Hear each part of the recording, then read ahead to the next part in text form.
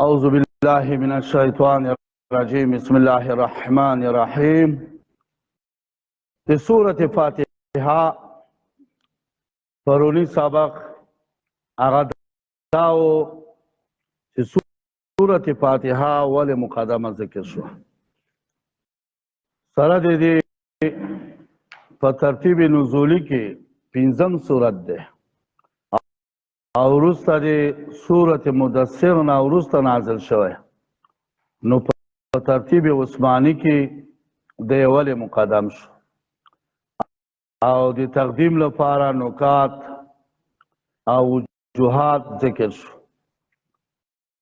او نکات او وجوهات چې ټول قرآن کریم اجمالاً په سورة فاتحه کې دی نو دا اجمال له او ټول قرآن کریم تفصیل له خدای شان د اجمال مقدمی په تفصیل باندې دا نو ځکه دا سورۃ فاتحه مقدم شو بیا سورۃ فاتحه باندې بسم الله مقدمه شو په ابتدا کې بسم الله ذکر شو نو د ټول د سورۃ فاتحه اجمال په بسم الله کې نو ځکه هغه مقدمه شو پرون ذکر شو بیا په بسم الله کې با مقدمه شو نو د ټول بسم الله او د تسمیع اجمال په با کې ده نو که ځکه په قرآن کریم کې د ټولو نه مخکې با راوړل شوه دا خبرې ټولې پرون ذکر شولې نننی سبق زمونږ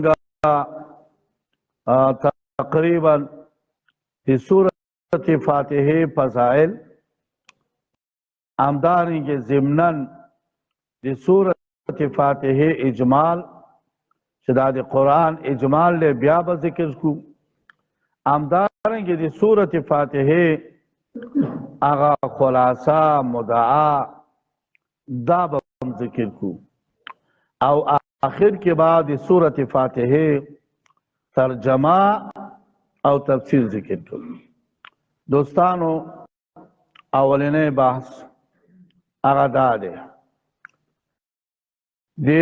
په مسند د احمد رحمه الله کې راغلی چې ابی بن کعب قرأت کو په جناب باندې سورۃ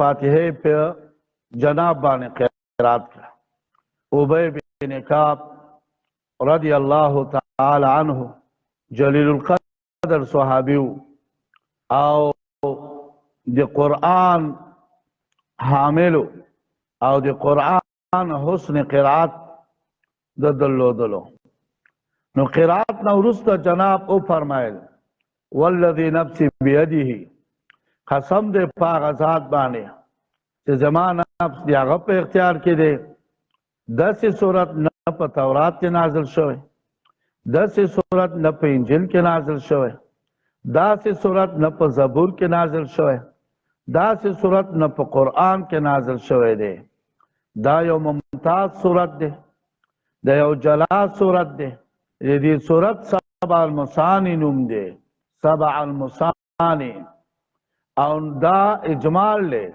او قرآن العظیم چې هغه وروسته دا تفصیل له الذي اوتیته دا هغه صورت دی چې ما ته راکړل شوی دی دا د جناب رسول الله صلی الله علیه وسلم بیان دی همدارنګه په صحیح بخاری کې په اول او دویم جلد کې بار بار دا حدیث مبارک ذکر شوی دی یو وخت جناب رسول الله صلی الله علیه وسلم دی ابي سعید بن معلا تویل لو علمنك سورة هي اعظم الصور في القرآن زبرخان خاطا توخرم یو سورت چې دا سورت ډېر لوی دی په سورتونو کې په قرآن العظیم کې ډېر لوی دی نو چې کله جناب وته نو دا صحابي ورته وی جناب هغه سورت راوخیا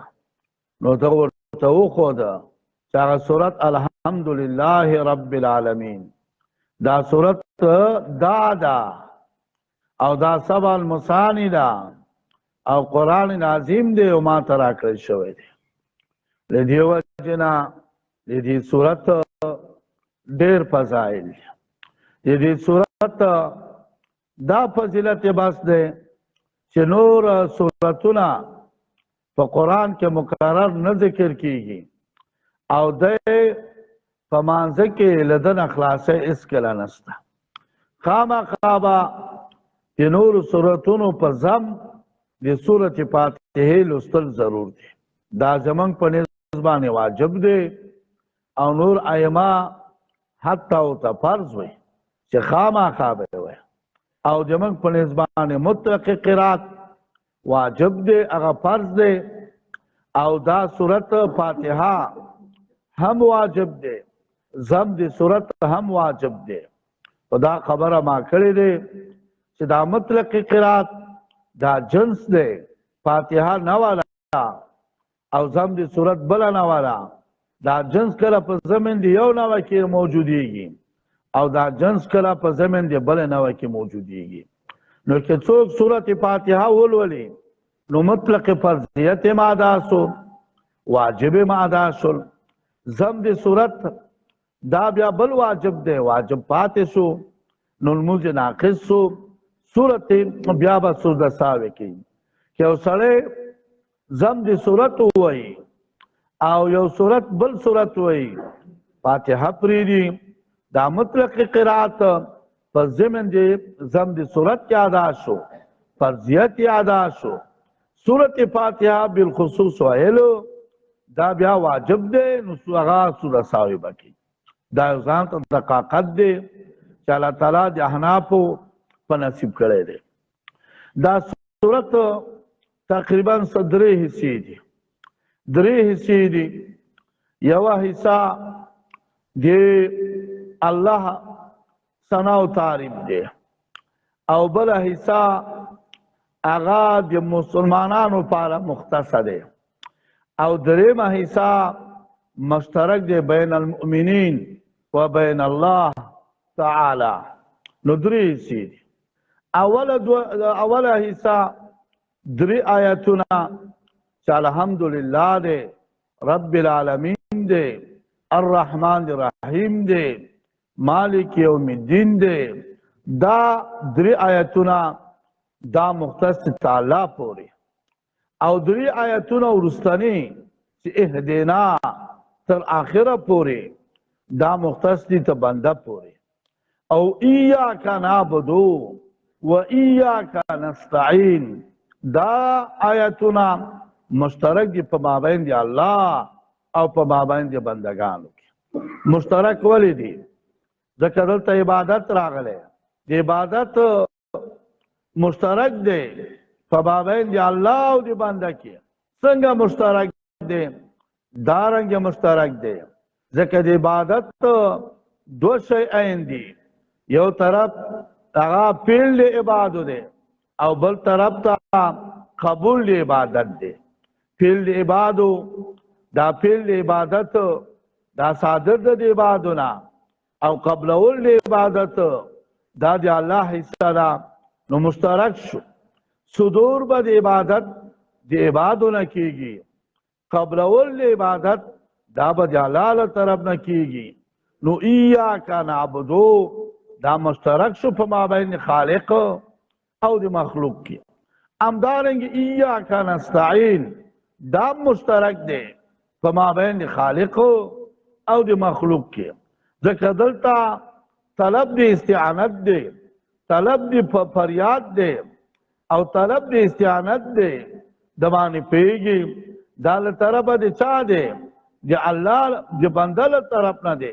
او بل اعطا ورکا د اعانت دی دا به د الله له طرف نه وي.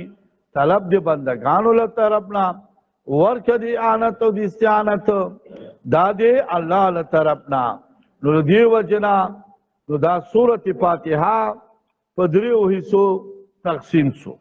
درې آیتونه اولنی دا مختص تعالی پورې، درې آیتونه ورستنی دا مختص ته عبادت پوری او ایاک نعبدو و ایاک نستعین دا مشترک دے بین العباد و بین اللہ فما بین دی اللہ او دی بندگانو کی دری حصے دی ہم دارنگی دا خبرہ علماء کھڑے دا اگر دا طول قرآن کریم تقریبا مضامین سے راواخلے غٹ غٹ مضامین اگر اتدی او دا طول پا فاتحہ کے موجود دے یو ضرب بیالا خبر ذکر کو وہ طول مضامین یہ قرآن کریم چاگا طول راواخلے چاگا مقاصد اصلیوی چاگا مقاصد غیر اصلیوی طول مضامین سے قرآن کے ذکر کی گی آگا اتدی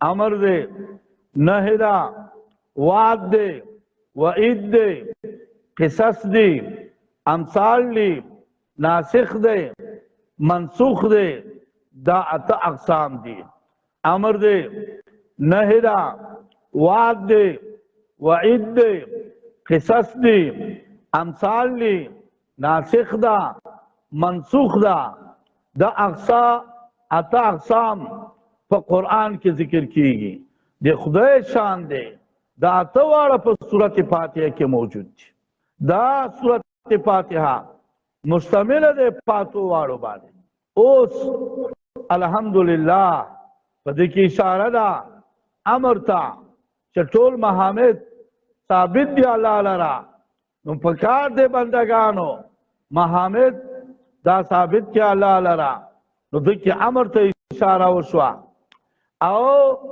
ایدہ پزد کے نپی دے محامدو دی اللہ نا دا نحشوا چا نپی دے محامدو مکوئی نپی او صلب دی محامدو دی اللہ نا مکوئی دا نحشوا رب العالمین دکی قصصوا دی ایجاد دی جمیع الخلائقو پدکی قصصوا پدکی بیانو شو دی پیدا کولو دی طول مخلوقاتو چا طول مخلوقات اللہ پیدا کری دی پدکی قصصو تا پکی اشارہ وشوا مالک یوم الدین پدکی اشارہ وشوا وعدیتا ستار سر وعدہ کی خود اللہ سلطے ورد را روانا دا چاگا ورد جزا دا اگا ورد دی جزا ورکولو دا وعدیتا پکی اشارہ وشوا تا سر وعدہ اللہ وکڑا چا ورد را روانا دے او پا زمن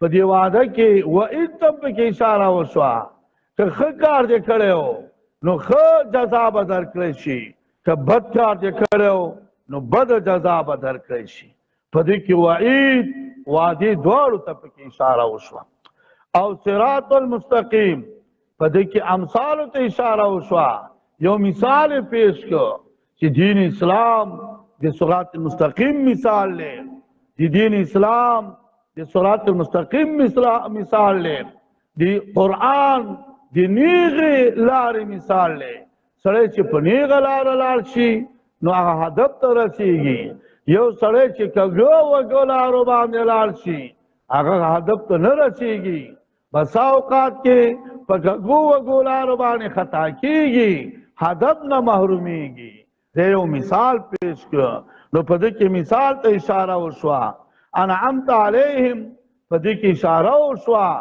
چا آغا دین او صراط مستقیم دی آغا خلقو چتا پی احسان کرے پدکی اشارہ وشوا شریعت غیر ناسختا چا دا شریعت غیر ناسخ دے دبانے پوشے دا شریعت دے دبانے پوشے شریعت دے او دسی شریعت دے چا دابا نسخ کون کے وی دی نور شریعتونو او دابا نہ نسخ کی گی دابا نہ منسوخ کی گی پا دیکی شریعت ناسخی تا اشارہ وشوا چا دا دسی شریعت دے اگر شرائع ما من قبلنا اگر طول منسوخ دی دائے ناسخ دے غیر المغضوب علیہم ولدوالین پا دیکی اشارہ وشوا اگر شریعت منسوختا نو طول اقسام چا پا قرآن کی دی اگر خدای شان دے طول پا صورت فاتحہ کی دی نو لدی وجنا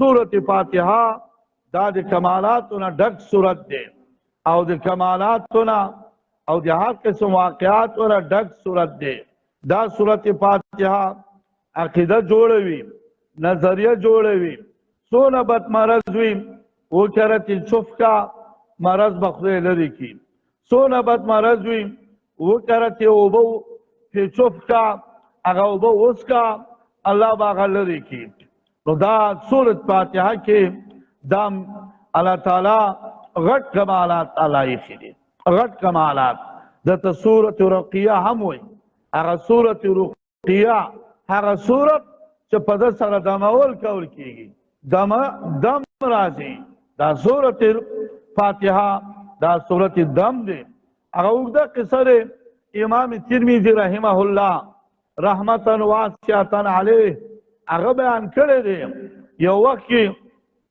صحابه حضرات یو قوم باندې پیښ شول او د صحابه حضراتو رضی الله تعالی عنهم دې مطالبه د ډوډۍ او د دعوت وکړه هغه انکار وکاو نو انکار یې وکاو د دعوت نه نو په دې کې یو ملک و د دې قوم یو مشر د قوم هغه لړم مارو چیچو دقت پورته منډي ووهل هغه جوړ نشو دا لړم چیچلي ته په عربي کې لدیغ وایي لدیغ لړم چیچلی او کله کله لړم چیچلي ته سلیم وایي دا دواړه ولې وایي وایي سلیم تفعولا وایي مخکې نوم پې سلیم دي ګوندې چې الله یې روغ جوړ سالم کړي اصل نوم یې لدیغ دی خو دا په بعضو عبارت دی حدیثو مبارکو کې سلیم هم وایي دا سلیمان نوم چې دی دا تفعولن دی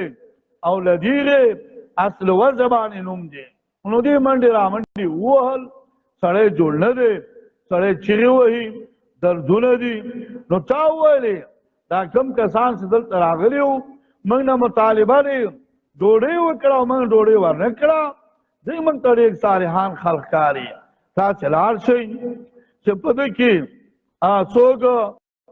څوک ستړی دمګری چې دا دم کې دا چې بعضې کسان ورغلل دې صحابهو ته رضی الله تعالی عنهم اجمعین وایي تاسو کې دمګری شته چې موږ مشر ملک لړم چیچلی یو صحابي وویلې هو زه یمه وایي دی ورسره لاړه چې لاړه نو هغه سړی سورت فاتحه ویل او هغه یې دمو چې چوک به که لکه چې په څه تړل شوی وي او دردونه وي په چوپ سره به هغه به ختمېدل چې درې ځلې دم که روغ جوړ سړی شو خو د جمګري صحابي یو شرط ایښی و وایي موږ ته خو ډوډۍ رانه کړه موږ خو مسافر یو که چېرته دی تاسو ملک او مشر جوړ شو نو بیا به تاسو موږ ته به جوړ څه مزدوري یا شکرانه راکوي وایي صحیح دی بلکل به درکو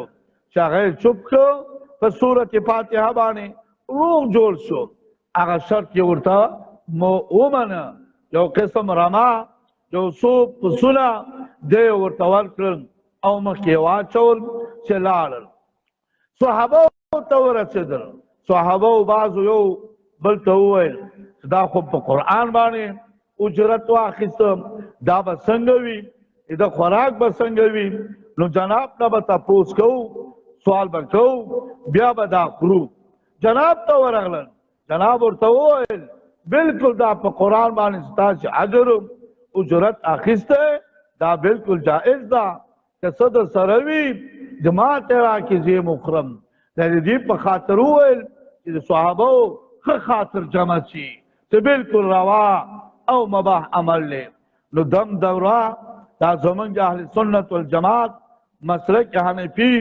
عقیده دی دم درا شته هر دمول شته په دمول کې غټ اثر پروت دی جناب خپل دمول کړي دي خپل ځان دم کړی دی بل به دموو همدارنګې تعویض دا بلکل حق دی څه اشکال نشته څوک چې کوم دعاګانې خپله زده کولی شي هغه دې زده کړي ځان دې پې دم کړي او څوک چې نشي زده کولی معصوم دی د هغې په کاغذ کې ولیکې په غاړه کې واچې خو دونه دی د تعویض لپاره خبره دا دی چې په وخت د قضای حاجت کې چې باتروم ته ننوځي دا به بهر ځي د هغه احترام به کوي همدارنګه شپې طرف ته د نزدېکت په وخت کې به هم ځان نه لرې کوي دا زمونږ فقهاو دا خبره کړې ده دم دورا شته خو دا دم دورا چې هغه ټیک دی خو جادو کول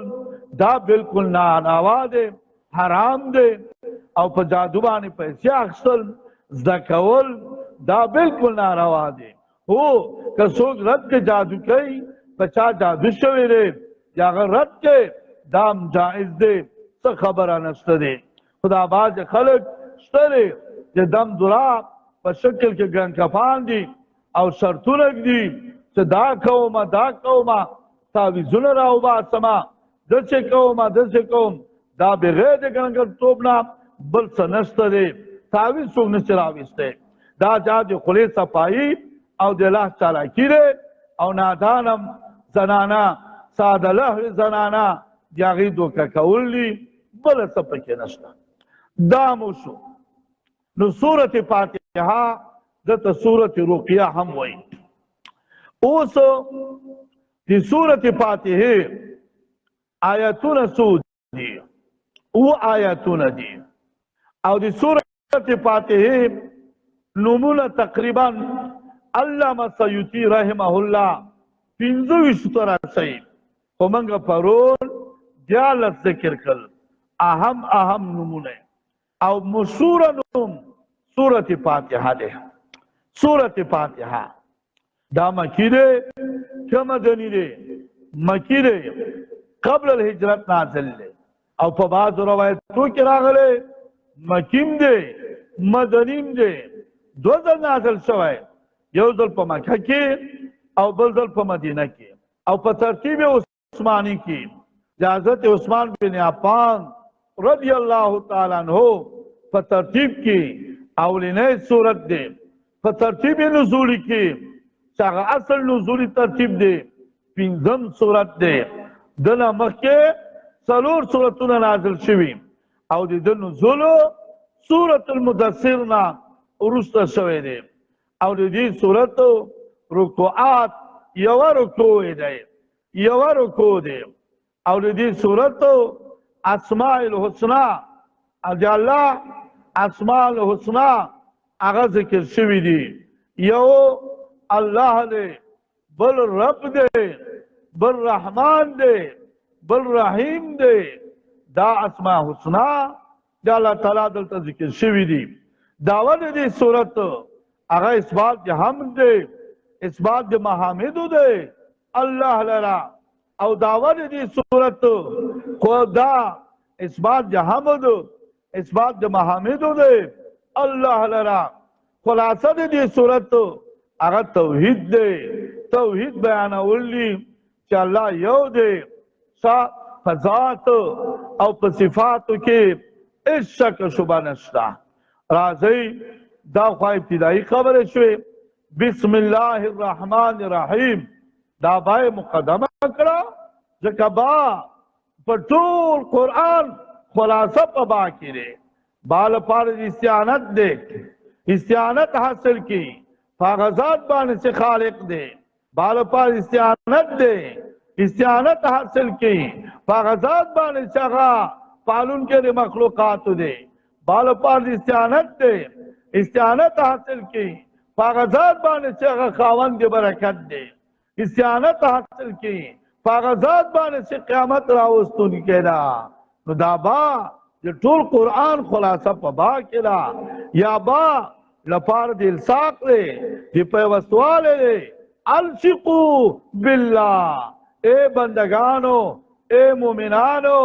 الصاق پیوستواله راولي الله پورې دا ځکه با مقدمه شوه د قرآن کریم ټوله خلاصه په با کې راغله همدا وجه دی چې قرآن کریم باندې مقدم دا با ذکر شوه بسم الله دا اصل کې بسم الله بسم الله با جاروا اسم دا مجرور دی مضاف دی الله مضاف الیه دی خودونه خبر دی دا بسم الله دا مجو دا کثیر الاستعمال له ځکه د هر هغه شی چې هغه حیثیت والا وي لګو معمولی دنیوي حیثیت ولري دغه په افتتاح کې دا ذکر کیږي کثیر الاستعمال له شی چې کثیر الاستعمالي هغه تقاضا دي سهولت او د تخفیف کوي نو دا بسم کې دا حمزه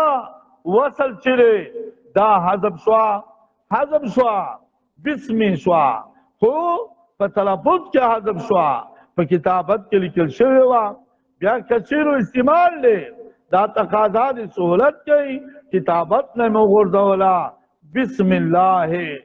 بسم الله شوا ترکیب دا شه با جارا اسم مضاف الله مضاف الیه موصوف الرحمن صفت اول الرحیم صفت ثانی موصوف تر د صفتینو دا مضاف الیه د مضاف تر د مضاف الیه دا مجرور د جار مجرور تر د جار دا چا پر تعلق نشي تابتا دی او ورستا پوری په نام دی الله اچ الله چاغړې احسان والا دی اچ الله خاص احسان والا دی ابتدائی زما شروع دی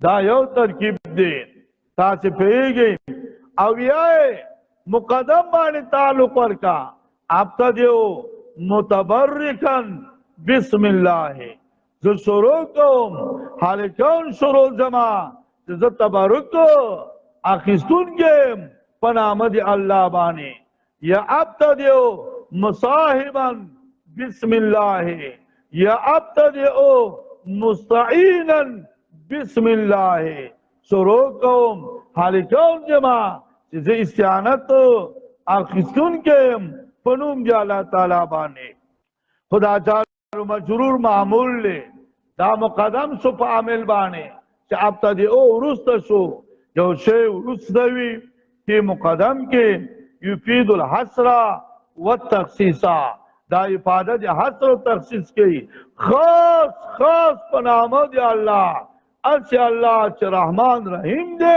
شروع زمان دے پدسر رد را گئے پا مشرکانو بانے چاگی شروع کی پیسم جلات و منات او دی عزابانی فغیر ادرا گئے جو شروع پنامد جلات و منات و عزابانی نکوم جو شروع فقبل خالق پر اسم پر ذات بانی کوم تاسی پہی گئی بسم اللہ ہے دیکھیں تقریبا زمان یو کتاب دے فمسلم صبت شرح دے عادت تراکیب منگ آلتا کری دی عادت تراکیب کی خوص بوقت زیاد چین بسمی دا باجا رسوا اسم اللہ تمذاب شو او کتو ہوئے دا اسم فمیز کے والے راوڑا باللہ بے ویلیو لاغر جواب دارے کہ باللہ ویلیو بیا فرق دو تیمون او دی یمین نرات تیمون برکت حاصلولو توئی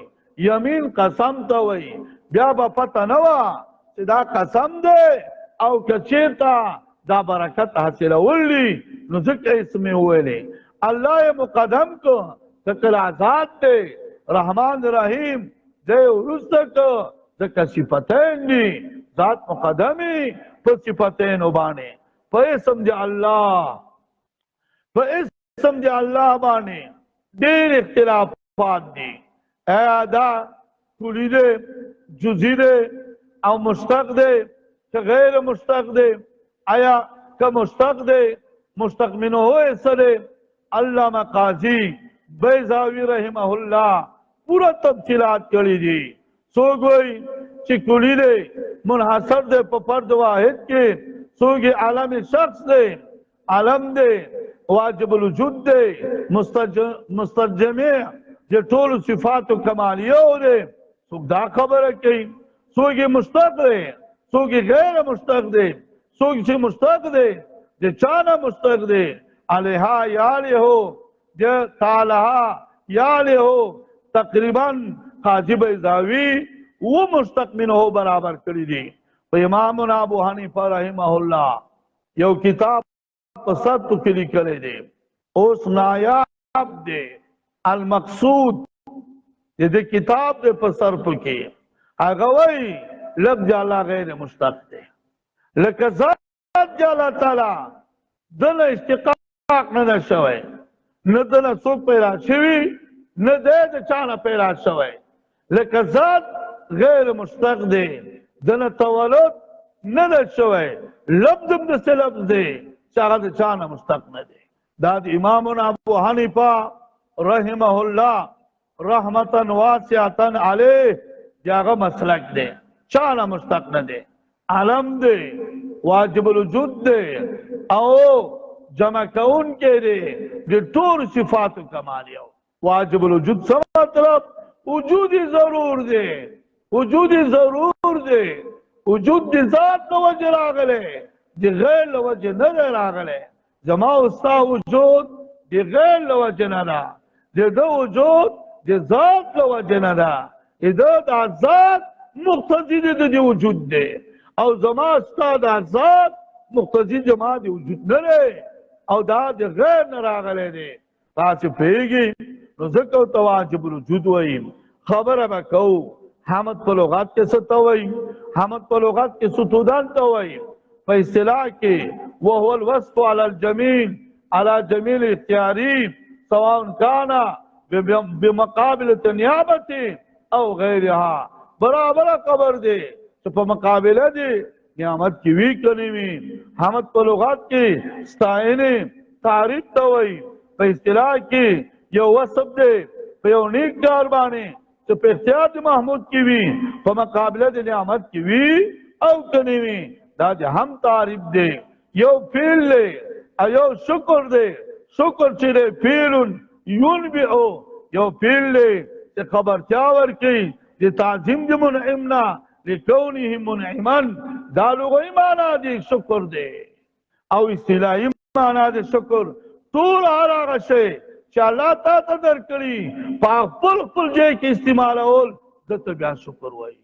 الله سترګې درکړي په خپل ځای کې استعمال کې، لاسونه درکړي په خپل ځای کې استعمال کې، پښې درکړي په خپل ځای کې استعمال کړي. هغه څیزونه چې الله تا ته درکړي دي چې کوم څه لپاره درکړي په هغه کې استعمالول هغه ته بیا شکر وایي. حمد چې دی په اعتبار د مورد سره، په اعتبار د ورود سره عام دی، خاص دی چې هغه خامخا په ژبه وي، او په اعتبار د متعلق سره عام دی چې په مقابله د نعمت کې وي او کنه وي.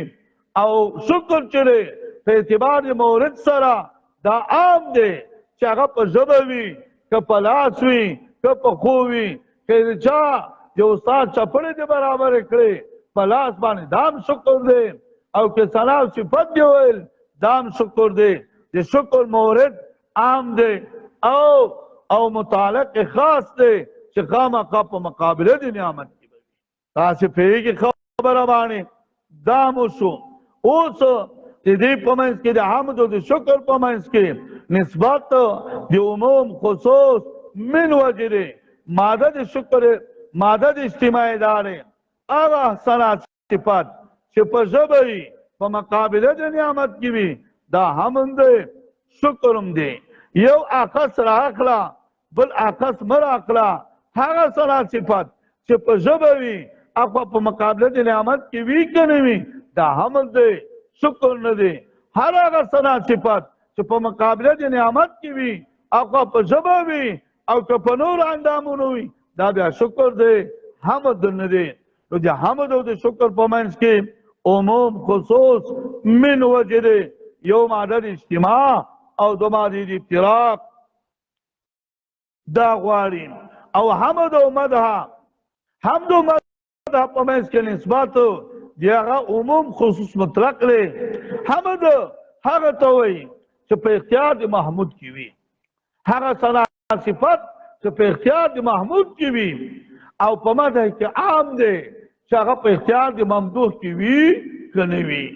نو حمد اخص مطلق دی، مدح عام مطلق دی.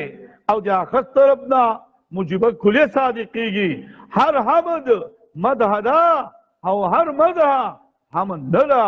له دې وجې نه عربو کې ویل کېږي چې مدحت اللؤلؤه، ما صفت وکړو د مرغلرو.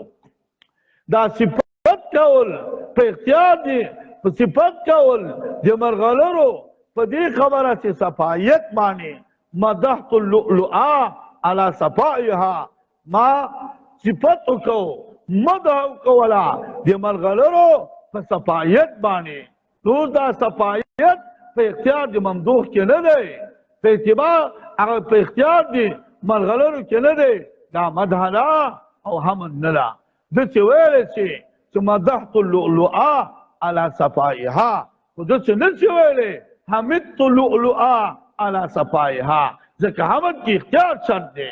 ده چې شي باندې به ته د هغه ثنا صفت وایې چې هغه شی د محمود په اختیار کې وي، او دا صفایت هغه د هغه په اختیار کې نه دی، نو دلته به حمد نشي ویلی، مدح به ویلی شي.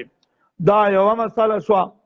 بله خبره د الف لام کوم الف لام دی، او الف لام څوک یې د الف لام جنسي دی، څوک یې چې الف لام استغراقي دی، څوک یې چې الف لام عهد خارجي دی. که الف لام جنسي شي تعریف به یې داسې وکړئ جنس حمد چې دی، حقیقت د حمد چې دی دا ثابت دی الله لره. او که الف لام استغراقي شي ټول افراد د محامدو، ټول افراد د محامدو، هغه محامد چې الله ځان ته په قرآن کې ویلي چې خالقیت دی، رازقیت دی، تربیت دی، دغه محامد ټول افراد چې راواخلي دا ثابت دي چا لره؟ الله لره. دا به الف لام استغراقي شي. او کله الف لام عهد خارجي شي هغه حمد چې کوم الله تعالی په ځان وایي هغه ثابت دی الله لره. هغه معهود معلوم حمد چې الله تعالی په ځان وایي دا ثابت دی الله لره. دا الف لام د عهد خارجي شي. که الف لام جنسي شي قضیه به طبیعه شي، که الف لام استغراقي شي نو قضیه به موجبه کلیه شي، که الف لام عهد خارجي شي نو قضیه به شخصیه شي. تاسو پوهیږئ دا به جوړي. دویمه خبره په الحمدو کې هغه دا دی چې دا قضیه دی، دا قضیه دی قیاسه معه دلیله معه، دلیل ورسره دی. دته قضیه فطریه وایي، او دا په قضایه او بدیهیو کې یو قضیه بدیهیه ده. قضیه قیاسه معه، دا یو قضیه دی، دلیله معه، دلیل ورسره دی. دلیل ورسره جب کې ایښی دی. څنګه ایښی؟ هغه دا دی المحامد الیق بالله، دا مدعا شو. ټول محامد دا ثابت دي لایق دي الله سره. المحامد الیق بالله، دا اوس قضیه شوه. او قیاسه دلیله معه، قیاس و دلیل سره دی. ولی لأن الحمد لله ټول حمد ثابت دی الله لره. وکلما هذا شانه، هر چا د شان وي چې محمد ثابت دی الله لره نو فالله الیق بالحمد، الله سره ډېر لایق دی حمد. داسې یو فرد دی حمد نشته چې بل چاته ثابت وي، ټول ثابت دی الله لره. نو دا قیاسه معه دلیله معه، دلیل سره دی. او که ته وایې په اوقات کې موږ د خلکو د مخلوقاتو حمد ادا کوو، د مخلوقاتو حمد ادا کوو، نو دا خو ټول محامد خو خدای ته ثابت نه شو.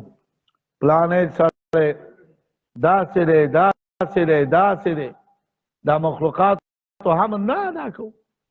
ته به ورته وایې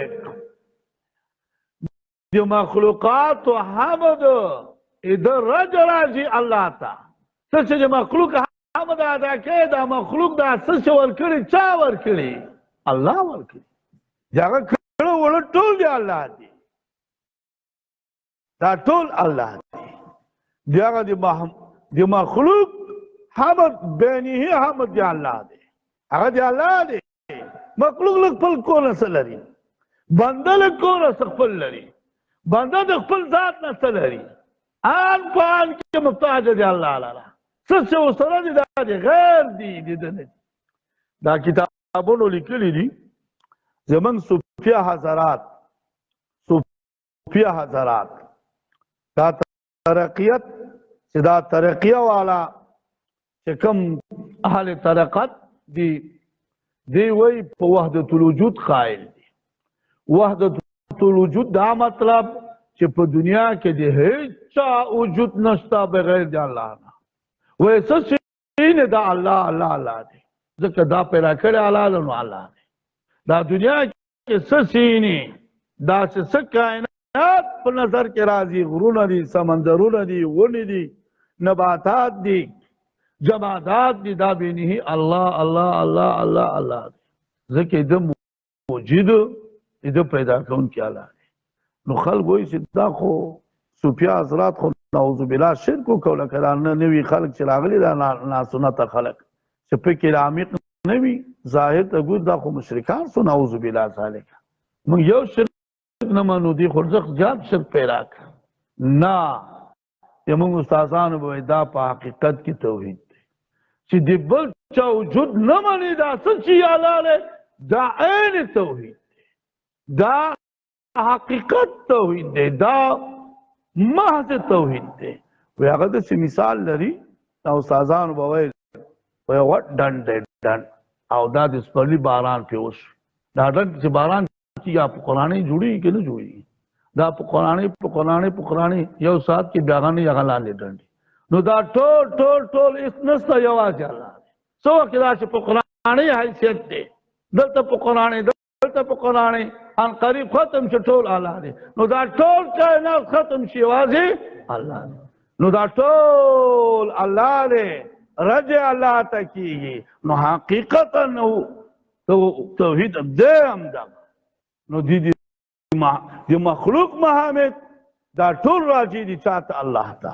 نو ټول محامد ثابت دی اللہ علیہ هغه محامد چې اللہ تعالیٰ په خپل قرآن کې ځان ثابت کړي دا ټول ثابت دی اللہ علیہ الحمدللہ داموس خبر اوشوا ټول ثنا صفت ترجمه وکوي ټول ثنا صفت دا ثابت دی لازلنا تر ابدا هر وایون کې چې وایي دا ثابت دی خاص الله لره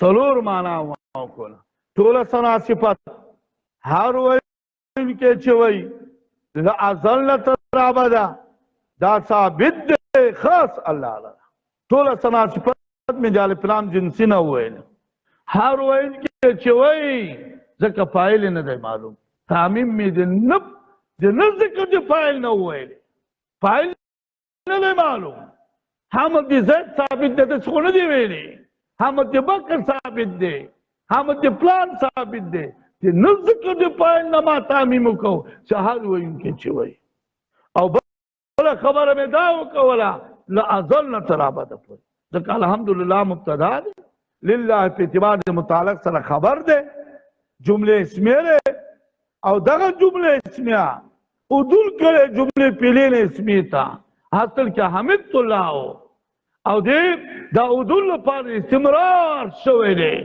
د دوام لپاره عدول شوی نو دا لازلنا تر ابده من شوی دا می واسطه جمله کومه جمله ده جمله اسمیه هر جمله اسمیه دلالت په دوام کیا په دوام استمرار نه کوي لکه زید قائمن جمله اسمیه ده او په دوام استمرار دلالت نه کوي هغه جمله دلالت کوي چې اصل کې جمله پیلې وي او دلو کې جمله اسمیه تا لم علت پکې هغه دوام استمرار لپاره نو ځکه ټول سره صفات هر وین کې وای لعظل ترابتا دا ثابت دی الله لرا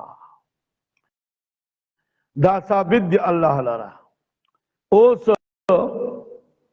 چې محمد ټول ثابت سو الله لرا محمد ټول ثابت سو خالق لرا یو څوک چې خالق شي پیدا کون کې د اشیاء وشي داغه سره تربیت ضرور دی چې تربیت بم کوي خامخا تربیت وکړي رب العالمین اسی الله رب العالمین پالون کې ټول مخلوقات له تربیت ورکون کې ټول مخلوقات له ټول مخلوقات دې تربیت ورکړي تربیت څه ته وایي یو شی اندک شیئن پر شیئن لویولو تا دیاغه زیادت تا تربیت وئی چې پالون کې تربیت ورکون کې دی الله دې دا دلیل شو اول دلیل شو چې محمد ثابت دی الله لرا او رب ته راغی چې الله دې محمد او څښتن دی نو الله دې محمد خالق دے خالق سر لازم تربیت دے چې تربیت بچے عالمین جمع عالم دے عالمین جمع عالم دے عالم ما سوا دی اللہ توئی سس دی اللہ نما سوا وی اغت عالم وی عالم پر لغت کی نخی توئی دا ما سوا دی اللہ دا طول نخدے موجود دی اللہ ما نو بیا جمع ته ولی ضرورت او رب العالم به ویلو معنی ادا کېدله نو دا جمع ولی جمع کړي عالم باندې ولی اکتفا ونه شو جواب و ذکر عالم ډیر انواع لري ډیر اجناس لري عالم الجمادات عالم النباتات عالم پلان دا جمع په اعتبار د انواعو جمع په اعتبار د اجناسو کړي دي اسی الله چې پالون کې تربیت ورکون کې د مخلوقات دي دا فدسرا اغاول جو ثابت سو اثبات د خالقیت هم ثابت سو اثبات د تربیت هم ثابت شو الرحمن اسی الله ډیر احسان والا دی الرحیم چې خاص احسان والا دی ګوري رحمان دام صفت دی الله دی رحیم دام صفت دی الله دی خو دا رحمان او رحیم دا دواړه مشتق دي دی رحمتنا رحمت رقت القلب توئی نرمی دی زړه ته وایي نو د الله سره نرمی دی ژبې مناسب نه دی د الله سره نرمی دی ژبې هیڅ کله مناسب نه دی رقت القلب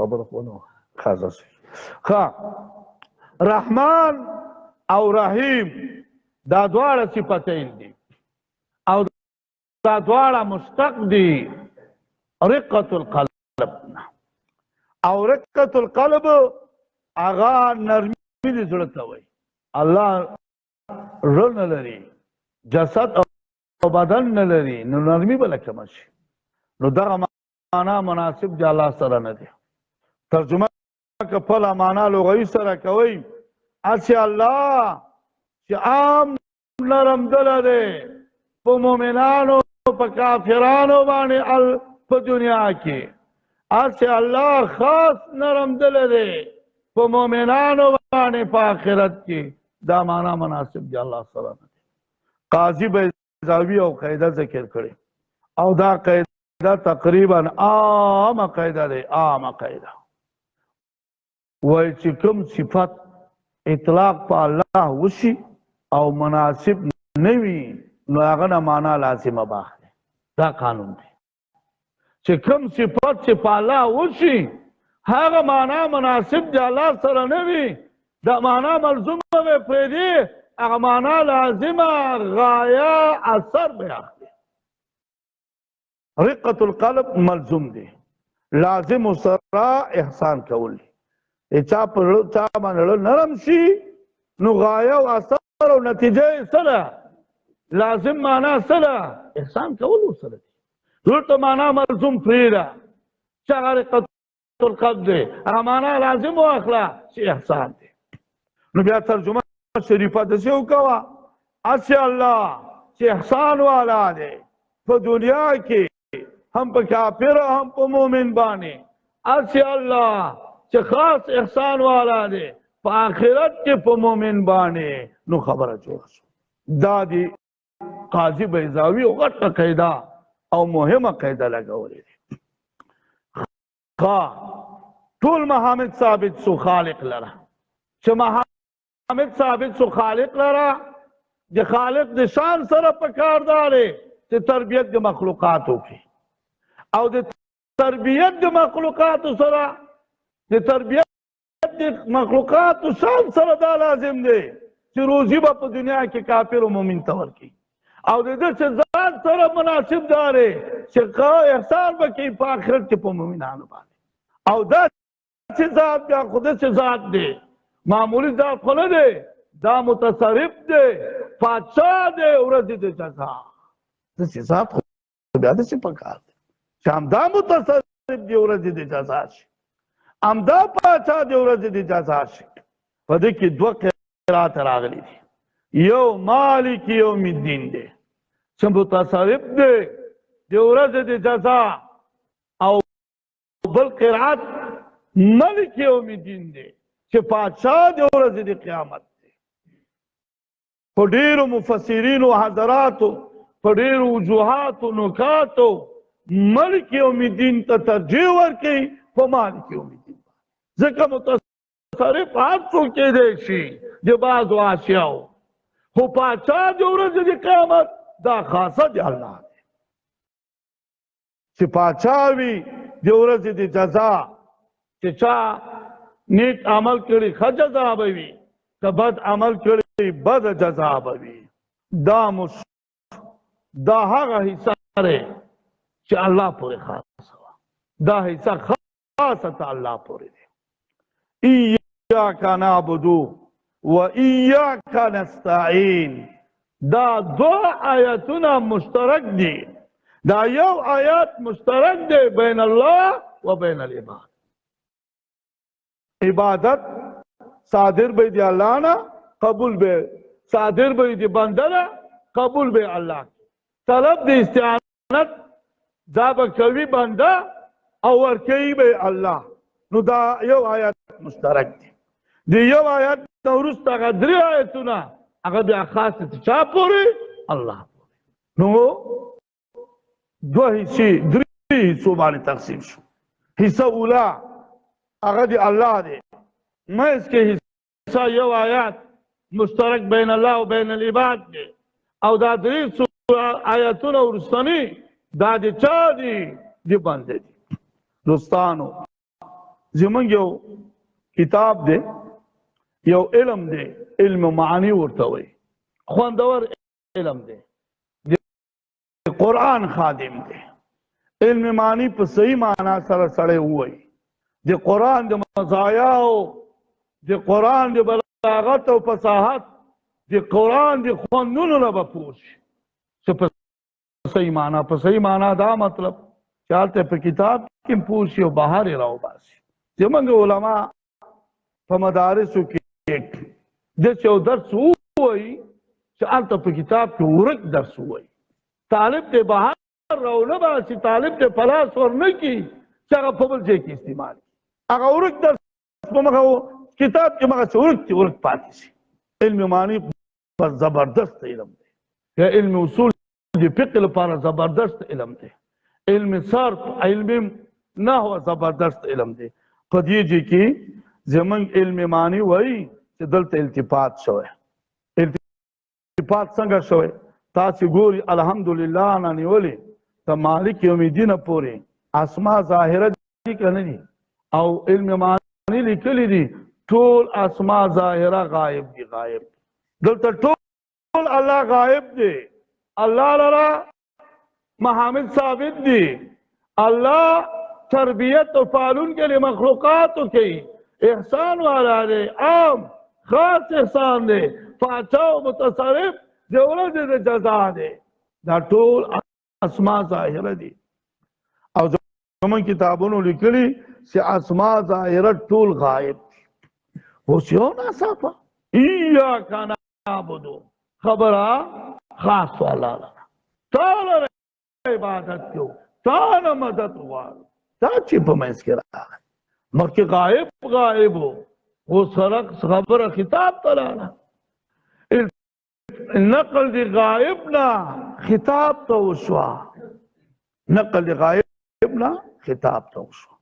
دا زمونږ علم معنی په التفات کې دو پیدې بیانوي. یو التفات کې پیدا عامه دی. پیدا عامه دا مطلب دی چې یو مقرر او یو مخاغه دی دا تقریر کون کې بیانون کې په یو طرز روان دی. نو هغه په سامعینو باندې بوج راولي. دا طرز کله بدلی را بدلی دا ډېر عام مقررینی را غړانګي کله بدلی کې کله په یو طرز سره راواخلي کله په بل طرز. نو تر تازگی په سامعینو راولي. دلته التفات وي. نو یې پلانه ښه تقریر وکړو. اگر که احکام بیان نه کی اگر که ضروری مسائل بیان نه کی خو هلته طرزونه بدلی را بدلی ورته. نو د ټولو خلکو خوښي چې اندازه یې نسته ځکه هلته بوج نه راولي. او که یو څه ساده غوندې موږ غوندې لګیا بس لګیا یم دا یو شي ته شروع کړي په یو طرز هغه په سامعینو بوج راولي. نو التفات کله غائب کله مخاطب کله متکلم کله یو طرز کله بل طرز. نو دی وجنا نشاط او تر تازگی په سامعینو راولي. نو د التفات کې یو پیدا عامه خدا دی. او بیا علم معنی کتابونو لیکلي چې التفات کې هر پیدا خاص هر التفات کې د پیدې عامې تر څنګ پیدا خاصم پکې وي.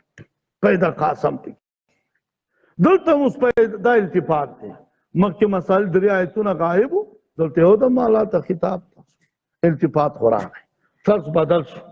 چې طرز بدل شو لږ سامعینو کې او نشاط او تر تازگی راغله.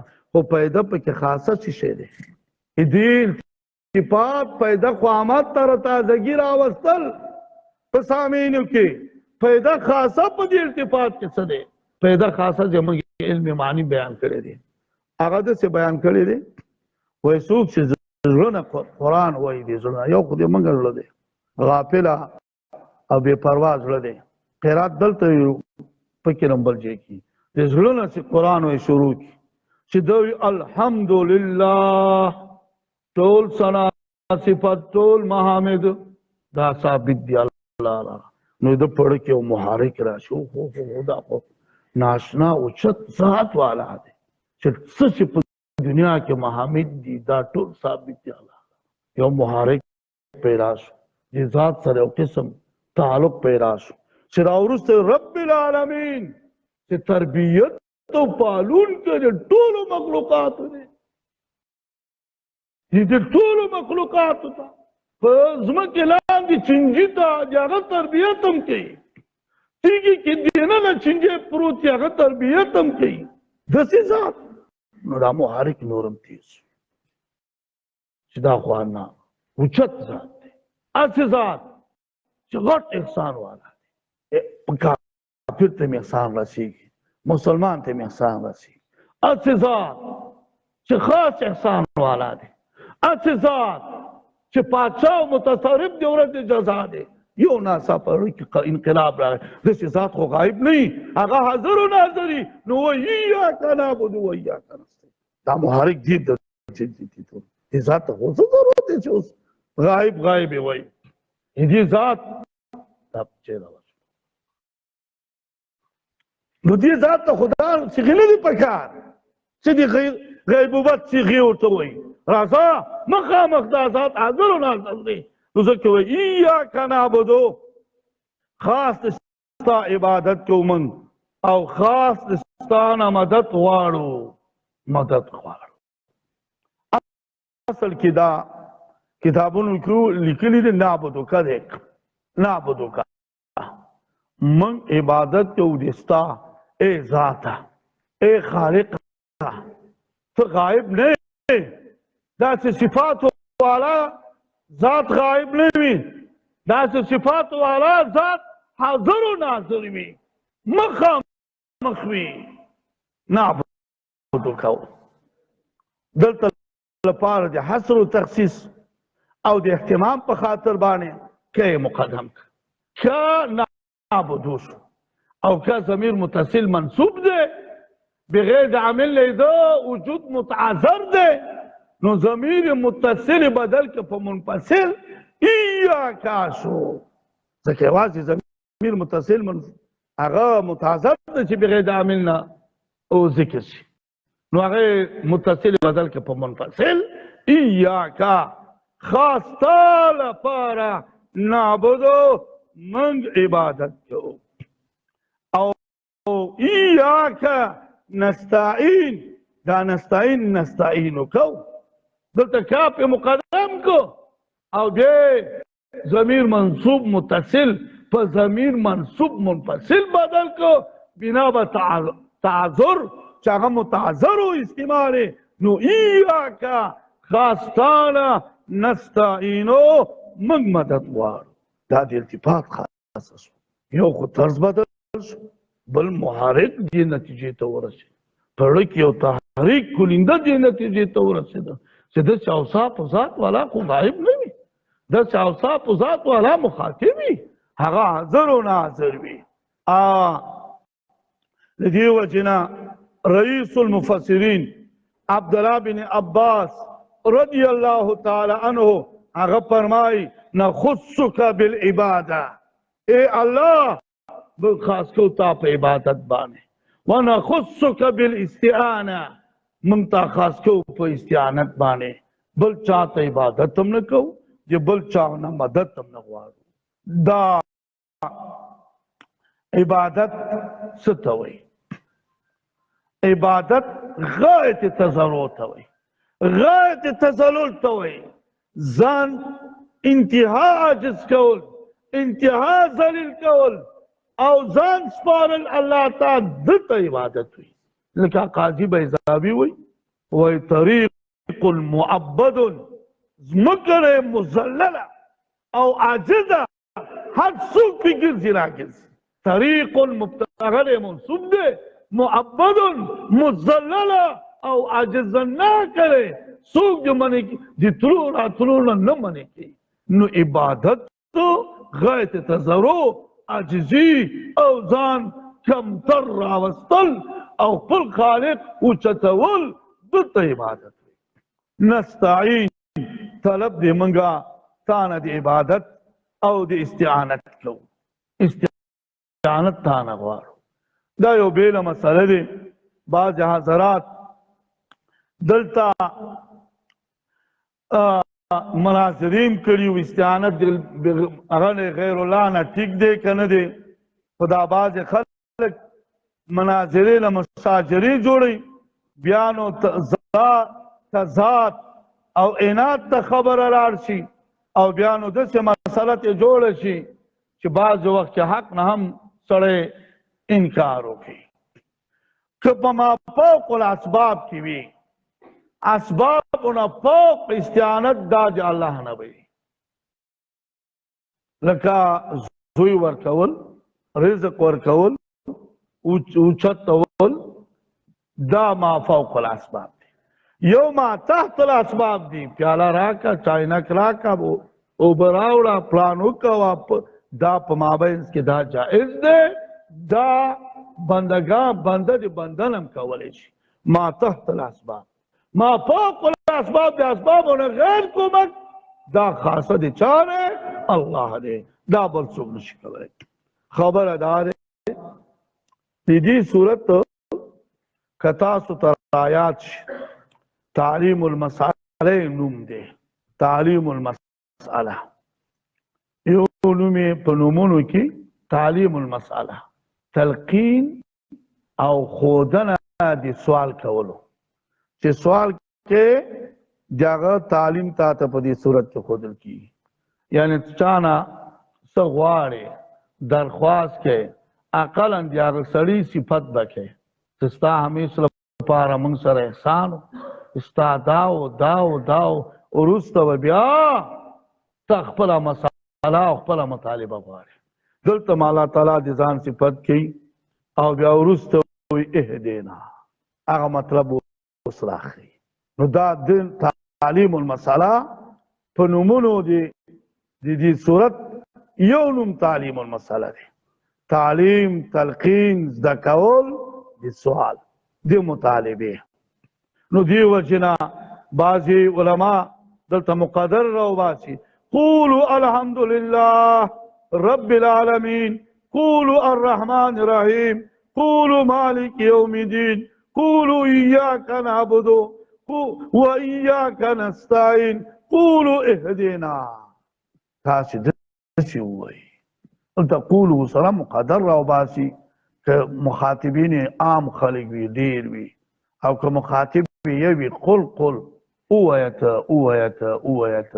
دا راو باسي راځي زمنګ دي صورت هغه حالت اشتراک نم هغه درې آیتونه چې خاص ته الله پورې وو هغه وویل شو هغه یو آیات چې مشترک بین الله و بین العباد هغه وویل شو اوس هغه صورت خیو چې هغه درې آیتونه خیو چې هغه مختص دي ته چا پورې ته بنده پورې تر عباده پورې نو اوس هغه دارې اهدینا اوخیا منتا دا اهدی امر دی تهدینا جوړ شوی دی چې حالت مضارعت هغه حذف شو ها ساکن او حمزه وصل راوستل شو اخر کې یې ناقصه و حرف علت هغه ولید په وخت سره اهدی شو او انت کې مستتر دی هغه فاعل دی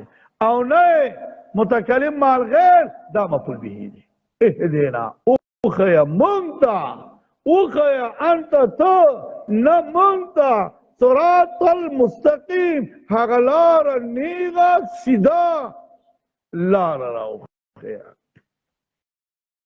نو دا یعنی که تاسو وایي په دعا کې نو دعا دغسې وغواړئ دعا دغه شانتې وغواړئ اوخیا تو اے اللہ نمونتا الصراط لارا اصلارا دا صفت دے سنیغا سما او سیدوی ذکر نیغا سما سیدلارا سڑے حدب ترسے او کگی وگی لارے سڑے حدب تنرسی بسا اوقات پکگو موگو لارو بانی سڑے هدف نه غلطیږي هدف پاتې کی اوس دانای مفعول اول دی ګوره د اهدی کې ترکیب کوو صراط دا موصوف دی المستقیمه صفت دی د موصوف صفت اعراب یوي دا موصوف صفت دا مفعول ثانی دی اهدی را اوخیا مونږ ته لارا سما سیدا نیغا دا لارا سما سیدا نیغا اگا دین اسلام دے اگا قرآن دے دا لارا منگتا خیر اوس صراط والذین انعمت علیہم دا بدل لے دا بدل کل بدل کلوی کله بدل باز وی کله بدل استعمال وی کله بدل غلط وی دا بدل کل من الکل لار مستقیمه کمه ولا لار مستقیمه کمه ولا صراط الذین انعمت علیهم لار مستقیمه لار دی هغه کسانانو دی چې تا احسان کړی په دوی باندې دا هغه مخکې نه بدل واقع شو او دا ایراد دی بدل ولی وکړو الله تعالی راوړل دی بدل ولی وکړو جو مبدل منه ایضاح یو کو، جو مبدل منه وضاحت یو کو، جو مبدل منه تفسیر یو کو چې چا بوله صراط المستقیم به کومه لاره وي، د صراط المستقیم به کوم مصداق وي، د صراط المستقیم به کوم تفسیر وي.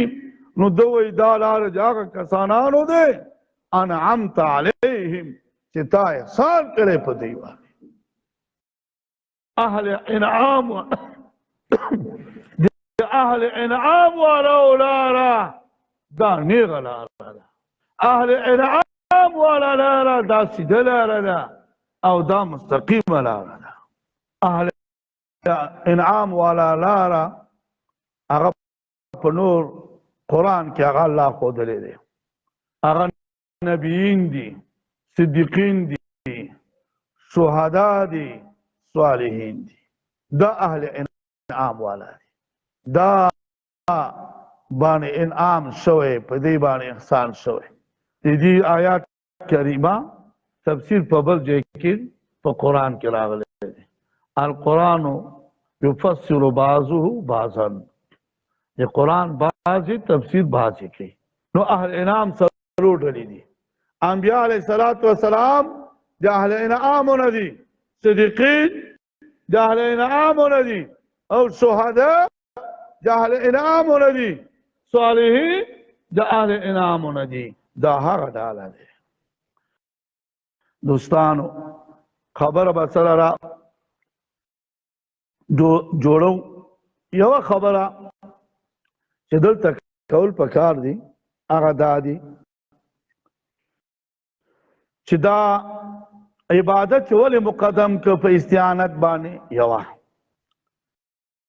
او دویم دا دی چې هدایت وکړي موږ ته، لاره وښیي موږ ته لاره سیده. په ده باندې اول دا اول سوال به وکړو، جواب به وکړو، بیا راځو دا دویم خبرې ته. اول خو پکار دا دی چې طلب د استعانت وکړي، بیا طلب د عبادت وکړي. الله نه مدد وغواړي، د مدد په زمره کې بیا د الله عبادت وکړي. نو د عبادت ولې مقدم شو؟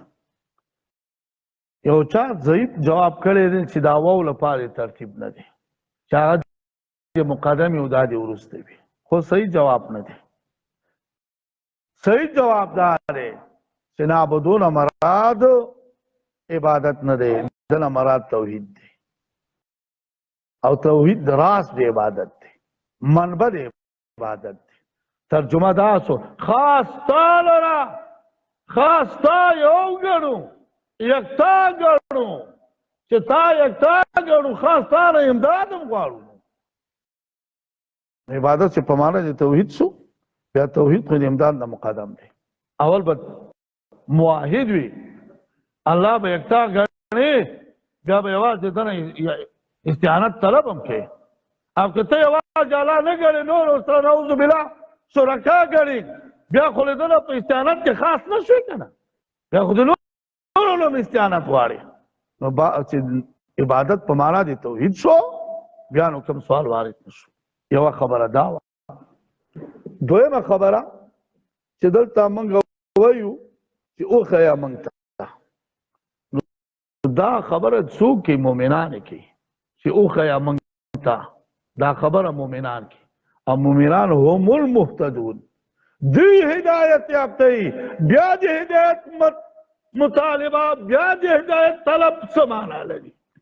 دا خبره د مؤمنانو دی، او مؤمنان هم المهتدون، هم دوی هدایت یافته دي. نو د دې لپاره ګڼ جوابات شوي دي. یو جواب دا دی اهدنا په معنا دی اثبتنا علی الهدایت، یا الله هدایت خو دې ښودلی ده، ثابت هم کې په دې هدایت باندې، یا عدم نه موږ دائم کې په دې هدایت باندې. خو ټیک شو، کوم سوال وارد نه شو. دویمه خبره، دویم جواب دا دی چې د هدایت مراتب دي. دا هدایت په لغت کې رهنمودن ته وایي، لاره ښودل ته وایي، او دا هدایت هدایت بیا په دوه قسمه دی. یو دلالت موصوله دی، هغه دلالت سړی وصل کی مطلوب ته.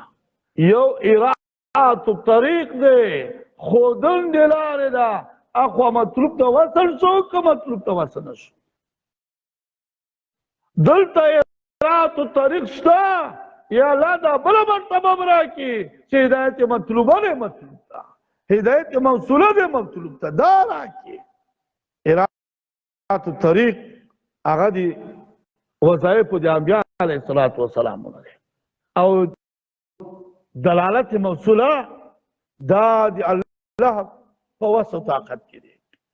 او یا مراتب د هدایت ډیر دي. یو مرتبه د هدایت چې دا هغه توفیق ورکول دي، دا ادنا مرتبه د هدایت دی چې الله توفیق د هدایت وکړي.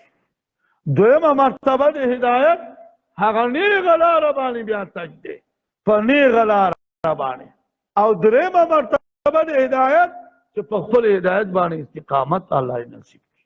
دې کرته هدایت سړي ته ورسي، خو الله تعالی به خلل او زلل راوړي، وښیږي په بله خوا لاړ شي. استقامت دا موږ ډېر ملګري وایو پلان داسې و پلان داسې و، بس ډېر خلک موږ نه د 20 کلن جهاد کې وښودل، په مادیاتو، په د دنیا په حب او د دنیا په مادیاتو، په د جاه په منصب وښودل، استقامت یې نصیب نشو. نفس هدایت توفیق د هدایت و، هدایت نیغ رسېدلی و، خو دریمه مرتبه د هدایت ورته ونه رسېده چې استقامت علی الهدایت. دا د الله ورکړه دی. ډېر غټ غټ خلک وو، غټ غټ خلک وو، ډېر غټې غټې تامې کېدلې، خو بس استقامت علی دین منصور نو، بس داسې وښودل لکه چې هغه خوینک په ژو هغه باندې کښېني او لاندې کنده کې وغورځي. خو ځان سره، وجدان سره، ملت سره، قوم سره د خجیر او د خجالت په مقام کې. زه کله کله وایم هر کله سړی د ځان ته غرور او تکبر کې نه راولي، دا د الله حیثیت دی، د الله هغه دي، دا برخې دي چاته نصیب کړي. نو دریمه مرتبه استقامت علی الهدایت. څلورمه مرتبه د هدایت ربط القلب، زړه مضبوط ودرېږي په حق. که دا ټوله دنیا یو طرف ته دا یو بل طرف ته لکه اصحاب کهف والا ربط نالا د هغې په باره کې رسول راځي، ربط نه راځي، دې مضبوط ودرېږي. پاچا د پاچا رعیت خلق یو طرف ته دی بل طرف ته، دی آخره مرتبه د هدایت باندې ودرېده، هېڅ تغییر تبدیل پکې رانغی. لکه زما ستاسو په ابتدایي حالت کې، په اسناد حالت کې دا جهاد کول، دا آخر هدایت دی، هدایت باندې دی ولاړ. ربط القلب علی الهدایت شروع کنه. اسباب، دنیاوال، کلیوال، حتی خپل کور، حتی خپل گاون، خپل دوستان، ټول یو طرف ته، طالب جان بل طرف ته، نو دی په ربط القلب باندې راغلی. نو دلته دا اهدنا کې مراتب دي. یا الله ادنا دې راکړې، دویمه راکړې، دویمه دې راکړې، درېیمه راکړې، درېیمه دې راکړې، اخرنۍ څلورمه راکړې. نو دلته استدراک نشته، دلته کومه هغه نشته دی، کوم اعتراض نه موجودېږي. دا مو شو خبره به راټولو چې دا ترجمه سره پر داسې ونه کړو چې آخر کې بیا بې فایدې منډه واخلو، دا به هم ټیک نه وي. بیا خو دلته یوه نکته درته وایم، دغه ځای کې دا دې آیات آخر کې طالبان او خلک ترجمه کې غلطېږي. غیر المغضوب علیهم ولا الضالین. دې ترجمې ته لږ متوجه سئ. دا غیر مجرور دی، وګورئ تاسو دا مجرور دی. ولې مجرور دی؟ دی الذین بدل دی، الذین او الذین ته سرعت مذاب دی. الذين اسم موصوله ده، اسم موصوله د ممنیات نه محلا مجرور دی، ځکه کده دې په اسم معرب راوړي سرعته مجرور ګرځي لفظا، اوس محلا مجرور دی، نو غیرت چې لغه بدل شو دی، بدل او دی مبدل منه اعرابي نو دا مجرور دی. دی الذين انعمت عليهم نه بدل له ترجمه څنګه کې اوخه منتا اغلار دی اهل انعامو شغلار دی اهل انعام سوق دی شغا نه غضب شوی دی، سوق دی هغه خلق دی چې نه غضب شوی دی، نه ګمراه نه غضب دی الله په دې شوی دی او نه ګمراه شوی دی. دا د بدلې ترجمه ما وکړه. اهل انعام والا هغه څوک دي، اهل انعام غیر دي مغضوب علیهم نه، غیر دي د ضالین نه. دا خبره ذکر کوي چې الله موږ ته اهل انعام لاره راوښودله، یا الله غرور نه مو ساتي، تکبر نه مو ساتي. داسې نه چې اهل انعام او لارو کې راشو موږ کې غرور راشي، سره د علمه سره د پوهې د الله غضب په موږ راشي چې لکه یهودو باندې راغلی و. یهودو علم او پوهه له درلودله، خو د مادیاتو او د دنیا په جاه او په منصب پسې شو، الله په دې باندې غضب وکړ. ای الله اهل انعام او لاره راوښیې، خو غیر د چا نه د ګمراهیانو نه چې بې علمه ګمراه شول لکه نصارا چې په غرور او تکبر کې رهي شو.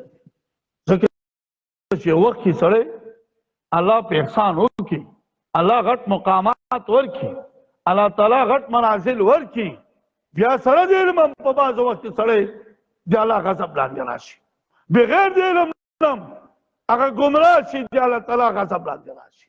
نو یا الله اهل انعام والا خوی خدا اهل انعام غیر دی مغضوب علیهم نه دی، دی غیر وی د هغه کسان چې هغې باندې غضب شوی، غیر وی د هغه کسان چې په هغې ته ګمراهي ثابت دی.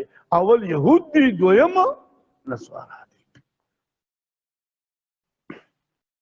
دلته داسې ونه ویلې الله تعالی تاسو ته لږ متوجه سئ، للمغضوب علیهم ولا الضالین داسې ونه ویلې. الله تعالی سره کوم ونه ویلې للمغضوب علیهم، اهل انعام نه دي مغضوب علیهم، اهل انعام نه دي ګمراهیان، اهل انعام چې نه مغضوب علیهم دي او نه ګمراهیان دي. للې ونه ویلې، غیر یې ویلې. په دې کې الله تعالی غټ حکمت او مصلحت دی. یو خو دا اشاره وکړه چې دا اهل انعام والا مغایر دي دغه دوو ډلو نه. ای الله د اهل انعام مغایر دي دغه دوو ډلو نه. د مغایرت او د غیرت سره صراحتا غیرت دی، ضمنا نفي ده، نفي راغله. او که چېرته للمغضوب علیهم ولا الضالین یوازې به نفي و غیرت به نه و، نو دکې دواړه غټه حکمت چې غیر دی مغضوب علیهم، غیر دی ضالین، ذکر غیریت سره دی نفي، غیرت ما فی الباب غیرت صراحتا شو او نفي ضمنا شو. او که لا ویلی وی یوازې به نفي صراحتا و غیریت به نه و. هلته دا دواړه مطلب چې یو نفي دی هغه وکړي او بل دا ثابت کړي چې دا دوه ډلې غیر دي مغایر دي د اهل انعام. دا حکمت او مصلحت دی د الله په دې ټکي کې. تاسو پوهېږئ خبره باندې. دا یوه ترجمه شوه. دویمه ترجمه چې دا غیرې د الذین لپاره صفت شي.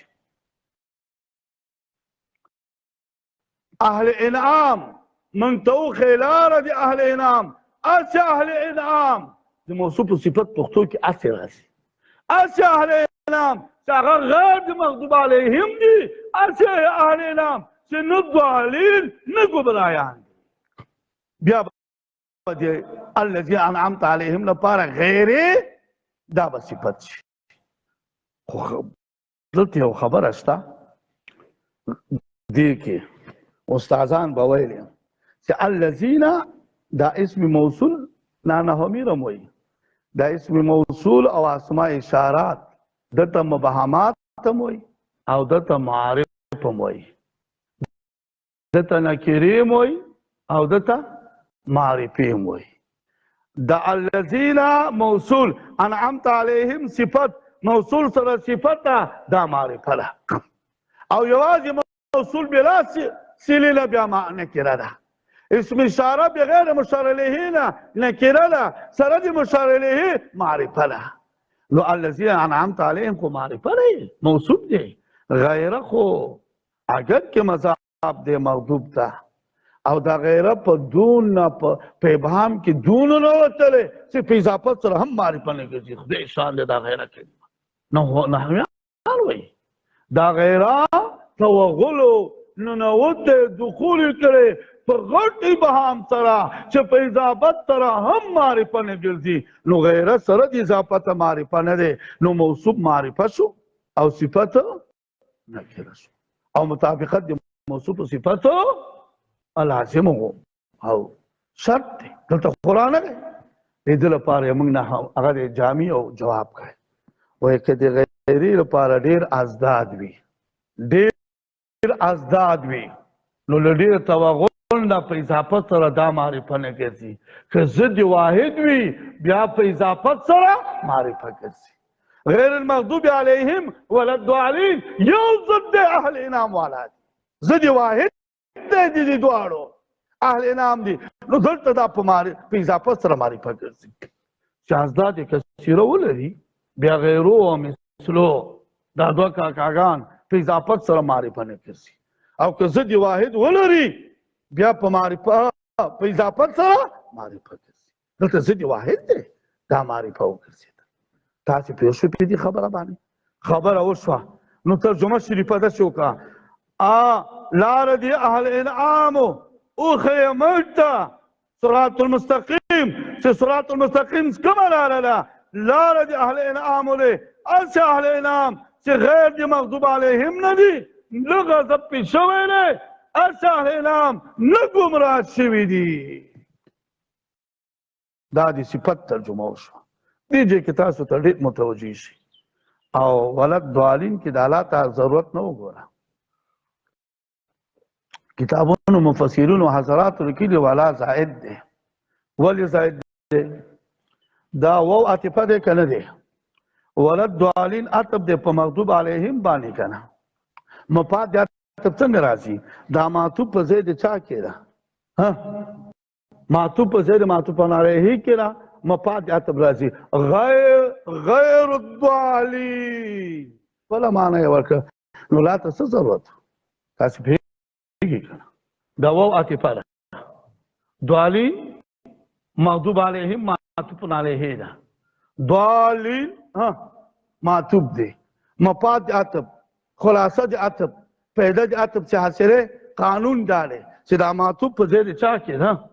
خپله مفاد د عطف راځي. زه مغضوب علیه لرې کړه، ضالین د هغې په ځای کې دي. غیرې لاندې راغی که رانغی څنګه ترجمه سوه؟ غیر الضالین. نو خپله د غیرو لاندې راځي، لا ته څه ضرورت؟ تاسې پوهېږي خبره باندې؟ نو لا عام مفسرین حضرات وایي چې د لا دلته زائد دی. خو د لا زائد داسې زائد هم نه دی. قرآن کې خو داسې زائد چې بلا پیدې وي.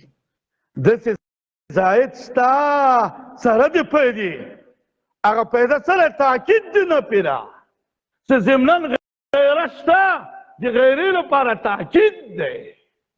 ضمناً دلته غیره شته چې کوم شی په جانب د چا کې وي، معطوف علیه کې وي، صراحتاً هغه مقدرې په جانب د چا کې معطوف وي. دا لا زائد دی سره د تاکید، زائد دی سره د چا تاکید، او د تاکید لپاره پیدا شته. هو پیدا شته. څنګه پیدا ده تاسو ته لږ متوجه سئ. راځئ د صفتیت ترجمه کوو. اس اهل انعام چې اس اهل انعام چې غضب کړی شوی نه دی، غیر دې غضب کړی شوي نه. اس اهل انعام چې غیر او نه دي ګمراهان. که چېرته لی نه وی ویلی، لی نه وی ویلی، او دا ضالین اته به یې په چا باندې مغضوب علیهم باندې، نو غیره دلته به هم پکې و. بیا به ترجمه داسې راتلل چې مغضوب علیهم ضالین دا دواړه مجموع من حیث المجموع غیر دي د اهل انعام نه. او چې لی ویلې چې نه نه جدا جدا غیر غیر دي، هغه ځان ته غیر که دی ځان ته غیر که نو دی لا دا پیدا راووته. او که لی نه ویلې مجموع من حیث المجموع بغیرو د اهل انعام نه. او چې اوس الله سره یو ځای کړه دا هغه جدا هغه د اهل انعام نه بیل دي، دا جدا د اهل انعام نه جدا. مجموع من حیث المجموع غیر نه دي بلکې هغې جدا دي، هغې غیر دي ځان ته، دا غیر دي ځان ته، دا ځان ته ځان ته پردن پردن جدا جدا. دا مفید دي پیدې سو د چا د الله که نه. اصل مقصد په عطف کې ماته کېده، هلته چې غیر و دلته هم غیر مقدر و. خو دا لی وویل چې دلته د اهل انعام غیر د مغضوب علیهم نه جلا جدا، او غیر د ضالین نه جلا جدا. دا غد جلا دا جدا مجموع من حیث مجموع نه دي. داسې ترجمه شوه. دا بعضې کسان داسې ترجمه کړي دا غلطه کړي، داسې غیر المغضوب علیهم نه لاره د هغه کسانانو چې غضب کړی شوی دی په دې باندې. دا غلطه ترجمه ده. نحوي مطابق د قواعدو نه دی. نه لاره د هغه کسانانو چې غضب کړی شوی، نه لاره د هغه کسانانو چې ګمراه شوي دي. دا ترجمه دی په ژبو جری، خو دې قواعدو نحویو موافقه نه دي. قواعدو نحویو ترجمه یا د بدلیت وکوه یا د تفسیر وکوه. دا صحیح ترجمې دي چې موږ تاسو ته وکولې. دا زموږ کمال نه دی. زه خپل هم ځان ته حیران یم. دا القا د خیر دی، دا د القا د خیر دی. الله تعالی نه یو القا راکېږي په وخت درس کې نکتې پکې سړي ته یادېږي. که دا نکتې به ما ته په سا اوقات کې زده به هم نه وي. دا د الله خیر دی. درس یو بل شان دی. درس نه په ډېره ځواني دی، دا په نه ډېر کمال دی. دا د الله سره راز و دا راز دی، بیل یو شان دی، بیل خوند دی. نو زه کله کله وایم به که نه ما دا بیا هم تاسو ته خو مې په لویه دوره کې ویلي ما د هرې ویالې اوبه څښلې دي، د وړې او د غټې او د هر رنګې، خو خوږې باسکونه بابرکته اوبه هم دغه دي. دا ډېرې خوږې اوبه دي. پوه شوې؟ نو دا خبره وشوه. دا آخر کې چې دی آمین ویل دا سنت دی. دا اوس آمین دا د سورت فاتحې نه جلا دی چې آمین خفیه ویل دي، آمین جهر ویل دي. دا زمونږ په ترمذي شریف کې بسته یو ورځ سبق موږ وویل چې زمونږ لپاره راوي شعبه دی او د دوی لپاره راوي سفیان دی. زمونږ د خپل راوي ترجیحات بیانو، هغې د خپل راوي میدان بیا ګټلی احنافو دی. تاسو ته خو معلومات شته که نه؟ هر ځای کې میدان ګټلی دی. زه کله کله وایم احنافو میدان چې ګټلی دی په نړۍ کې هم په نظامي ډګر کې هم د دلایلو په ډګر کې، که نه د اګست دا میدان موږ سره دی کېږي. موږ ته دا خبره وکړي. نو دا امین خفیه ویل ځکه دعا دی. اصل په دعا کې خفیه ویل دی. امین اسم فعل دی په معنا د استجب. ای الله دا دعا زموږ قبول کړه، ای الله دا دعا زموږ قبول کړه. او امین اسم فعل دی. کذالک همدارنګه الله داسې وکړه.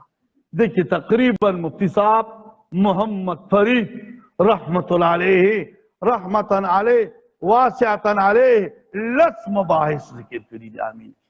او که چا اړه کې خرڅ شوي او موږ تاسو ته بیان کړي په منهاج السنن کې شته لس مباحث. آیا دا به مشدد وي که مخفف به وي، په قصر سره به وي که په مد سره به وي، معنی به څه وي، عربي لفظ دی، سوراني لفظ دی، عبراني لفظ دی، مذاهب څو دي، دلائل څه دي، صاحبین څوک دي، مرجح چا میدان وړی، دا به هلته موږ ویلي دي. او انشاءالله که چا بیا غوي منهاج سنن دې پسې وګوري، اول جلد کې انشاءالله دا موجودیږي. نو معنا اسم فعل، یعنی اسم فعل څه مطلب؟ د اسم په معنا د فعل، اسم فعل د اسم په معنا د امر حاضر، د اسم فعل اسم په معنا د ماضي، دلته په معنا د امر حاضر. استجب دعا، ای الله دا دعا را قبول کړي.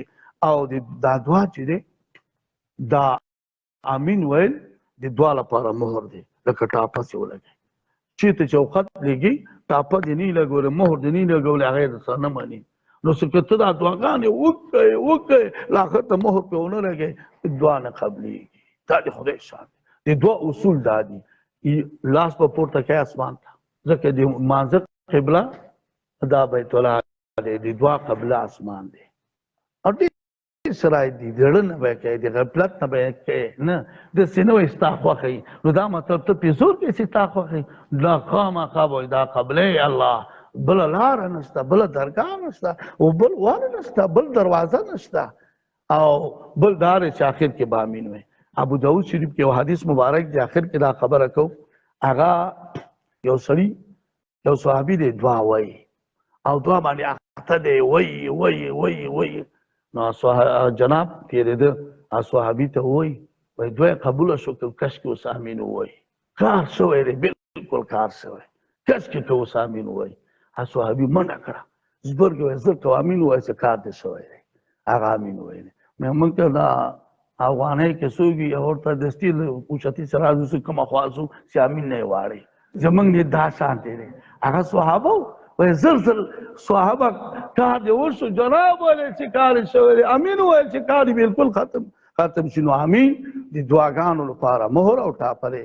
واخر دعوانا درود شریف وایي اللهم صل علی محمد ما صلیت علی اللهم صل علی محمد كما صلیت علی ابراهیم. یا الله تعالی د موږ د قرآن سره مینه پیدا کړي، د قرآن په معنیو باندې، د قرآن په دقایقو باندې، د قرآن په مفاهیمو باندې موږ قاصر علم وي، ناپوهه وي، جاهلان وي، نه پوهېږو. یا الله القا د خیر ستا په کتاب باندې راکړي، ستا په کتاب باندې زده کول راکړي، ستا په کتاب باندې په صحیح معنا باندې موږ پوه کېدل راکړي، چې موږ علم پرې راکړي. یا الله لدني علم چې هغه د القا د خیر دی، کسبي علم دا راکې، دروازې د علومو په من خلاص کړي. یا الله دروازې د علومو په من خلاص کړي، یا الله دروازې د علومو په من خلاص کړي، لدني او کسبي علوم موږ باندې راوورې. یا الله مقاصد شریعه پوره کړي، یا الله مقاصد شریعه پوره کړي، یا الله مقاصد شریعه پوره کړي، یا الله ضرورات ته محل کړي، ما او مشکلات ته محل کړي، بلیات او مصائب د فتنو، د شرور او خفګانونو، د پریشانیو، د امراضو، د شرپسندو او د خوارجو او د دوایشو او د نورو شرپسندو، د هر قسم شرپسندو خلکو د هغه نه د هغې د شرپسندتوب نه په خپل پناه کې موږ وساتې، په خپل پناه کې موږ ته پناه راکړې. یا الله دا نظام نعمت العظما دی، تا په محض نصرت راکړی. یا الله په محض نصرت بقا ورکړې، یا الله په محض نصرت بقا ورکړې. یا الله د خلل زلل نه وساتې، تخریب نه وساتې. یا الله که څوک یې تخریبوي، یا الله اوله که هدایت دې چانس شي ته ورته چا هدایت وکړې، که نه نیست و نابود ذلیل ذلیل ذلیل کې. یا الله موږ په دې نظام متابعین وګرځئ، د نظام دفاع کوونکي مو وګرځئ، د نظام ته شا ودرئ، دا ولسونه د نظام ته شا ودرئ. یا الله د نظام ته شا ودرئ، دا ولسونه خوشحاله لري. یا الله موږ افغانان، خاص کر افغانان متحد و متفق لري، ټول مسلمانانو اتفاق و اتحاد نصیب کړي، حرمین یهود و نصاراو نه اخلاص کړي. یا الله حرمین یهود و نصاراو نه اخلاص کړي، د قرآن نفاذ په افغانستان په ټوله نړۍ کې راولي. یا الله په ټول نړۍ کې نافذ کړي، یا الله په ټول نړۍ کې نافذ کړي. عمران صالحان کې عمران د اختلاف نه وساتي، عمران په استقامت د دین باندې نصیب کړي، عمران په استقامت د دین باندې نصیب کړي، عمران په دائم او قائم په اتحاد او اتفاق ولري یا الله ته اتفاق او اتحاد باندې ولري یا الله ته اتفاق او اتحاد ولري کله چې مرو په دې کلمه باندې نصیب وګرځي چې لا اله الا الله محمد رسول الله